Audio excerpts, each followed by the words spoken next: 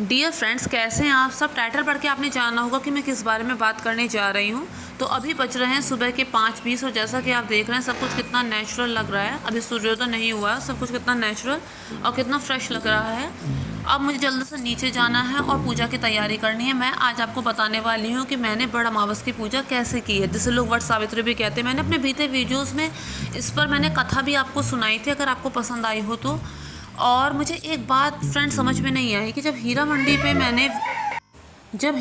पे मैंने वीडियो बनाया था तो 2 ही दिन में 1,000 से ज़्यादा व्यूज़ आ गए थे। लेकिन जब मैंने स्वतंत्र वीर सावरकर, जो कि कितना अच्छा टॉपिक था, उस पर जब मैंने वीडियो बनाया तो उस पर व्यूज़ ही नहीं आ रहे। ये इस बात को दिखाता है कि यूट्यूब में किस तरह की चीज़ों को पसंद किया जाता है। क्यों है ऐसा मुझे नहीं पता, बाकी सबकी मर्ज़ी है, जो जिसे देखना चाहे उसे वही देखना चाहिए। तो अब मैं अपने वीडियो को और आगे बढ़ाती हूँ। तो जैसा कि आप देख रहे हैं, मैंने पहले भी आपको बताया कि सब कुछ कितना नेचुरल और कितना ज़्यादा फ्रेश लग रहा है। सुबह की बात ही कुछ और होती है। सुबह लोग कहते हैं कि मस्तिष्क भी सुचारू रूप से कार्य करता है, इसलिए सुबह जल्दी उठ जाना चाहिए। पर क्या होता है कि लोग भागते हुए घोड़ों की तस्वीर तो अपने घर पे लगा देते हैं कि सूरज के आगे 7 घोड़े भाग रहे हैं, लेकिन वो खुद सुबह उठना उचित नहीं समझते, उन्हें पसंद नहीं होता। तो फ्रेंड्स, यहाँ पर मैंने पूजा का सब सामान इकट्ठा किया है। छोटे से घड़े में मैंने बरगद की डाल लगाई है, वहीं पास में आप देखेंगे मिट्टी की छोटी सी गौरजा मैंने रखी है। एक प्लेट है पीतल की, जिसमें मैंने जो धागा जिसकी परिक्रमा करनी वो रखी है, जो गले में मुझे बाद में पूजा के उपरांत धागा पहनना है वो रखा है, और एक धागा और है जो मुझे गौरजा का पहनानी है। चने रखे क्योंकि वो चढ़ाए जाते हैं। इसके अलावा मैंने पूड़ी बरगद अभी खाली सामान इकट्ठा किया है, बाद में देखें कि क्या कैसे करना है। तो यहाँ पर मैं अपना तैयार होने जा रही हूँ। आप देख रहे हैं कि ये मेरे पास मेकअप का कुछ सामान है। मुझे कॉम्पैक्ट कहीं नहीं मिल रहा था, शायद बच्चे ने कहीं फेंक दिया, तो इसलिए मैंने हिमालय का बेबी पाउडर ही लगा लिया अपने चेहरे पे। और कुछ लोगों के लिए लुक से ज़्यादा कुछ दूसरी चीज़ें प्रायोरिटी रखती हैं, तो मैं भी वहीं उसी कैटेगरी में आती हूँ। अब मैं ढूंढने में लग जाती और तो मुझे और लेट होता पूजा के लिए, तो इसलिए मैंने यही हिमालय का बेबी पाउडर ही कॉम्पैक्ट के तौर पे लगा लिया था। एक दिन पहले मैं चूड़ियाँ पहन चुकी थी, क्योंकि मुझे पता था कि सुबह मुझे टाइम नहीं लगेगा। पूजा के बाद की ये फ़ोटोज़ हैं। तो यहाँ मैं माला पहन चुकी हूँ, क्योंकि मैंने पूजा के बाद की फ़ोटो खींची है, तो मैं माला यहाँ पर पहन चुकी हूँ। आप देख रहे हैं कि जो गौरजा मैंने बरगद के नीचे छोटी सी रखी थी, वो भी माला पहन चुकी है। यहाँ पे जो आपको रेड कलर की प्लेट दिख रही है, उसमें जो गौरजा में मैंने सामान चढ़ाया था वो है, और जो पास में आपको दूसरी प्लेट दिख रही है, उसमें ये मेरी कोंच का सामान है। जो मैंने अपने आंचल में लिया था वो मेरी कोंच का सामान है, वो मैंने यहाँ पर रखा है। परिक्रमा करने से पहले सरसों के तेल का दीपक जल रहा है। रुमाल मैंने गौरजा के पास चढ़ाई थी। और इसके अलावा मैंने यहाँ पर चने रखे हैं। मैंने चने इसलिए रखे हैं क्योंकि सबसे पहले जब बरगद को निमंत्रण दिया जाता है, उसका आवाहन किया जाता है, तो वहाँ पे जल और चने 12 बार चढ़ाए जाते हैं। फिर उसके बाद यहाँ पंखा है जो बाद में दान के लिए जाएगा। इसके अलावा मैंने दान में कुछ और चीज़ें भी दी थी, चावल, चने की दाल और आलू और सेंधा नमक, ये सब मैंने दान की कुछ चीज़ें दी थी। उसके साथ ये जो गौरजा में जो खरबूजा है वो भी मैंने दान में दिया था।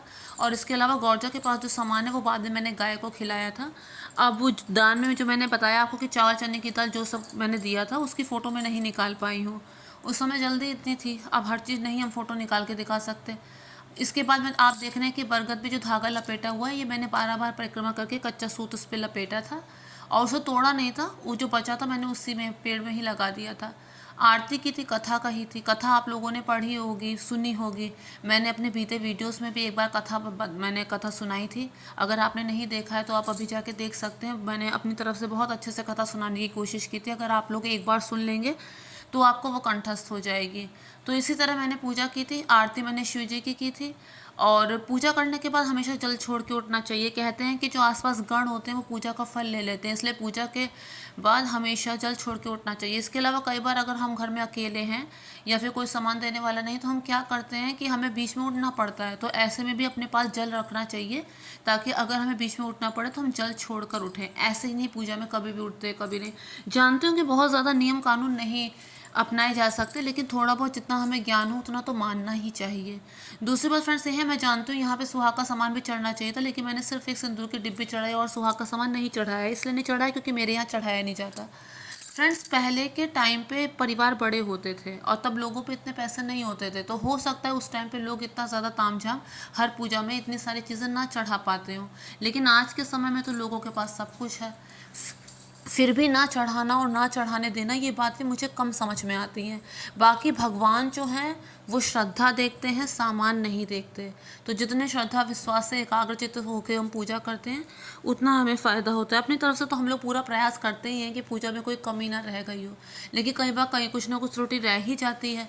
तो जिस वजह से बाद में क्षमा याचना करनी चाहिए, बाद में क्षमा याचना की जाती है। क्योंकि कई बार आपको याद होगा जब हम लोग साइंस में प्रैक्टिकल करते थे तो उसमें एरर जो थी, प्रिकॉशन और एरर, वो लास्ट में पैराग्राफ लिखते थे ना किसी भी प्रैक्टिकल के अंत में। जब हम उसकी थ्योरी लिखते थे कि ये हमने एक्सपेरिमेंट कैसे किया, तो लास्ट में प्रिकॉशन और एरर हम लिखते थे ना कि यहाँ पे एरर हो सकती है। तो कुछ ना कुछ गलतियाँ हो ही जाती हैं, तो उसके लिए क्षमा याचना करनी चाहिए। बाकी ये पंखा भी मैंने जो दान का सामान बाकी भिजाया था उसके साथ मैंने भिजाया है। तो उम्मीद करती हूँ कि आप लोगों को मेरा ये वीडियो पसंद आया होगा, और अगर मेरा वीडियो पसंद आए तो मेक श्योर चैनल को सब्सक्राइब कीजिए।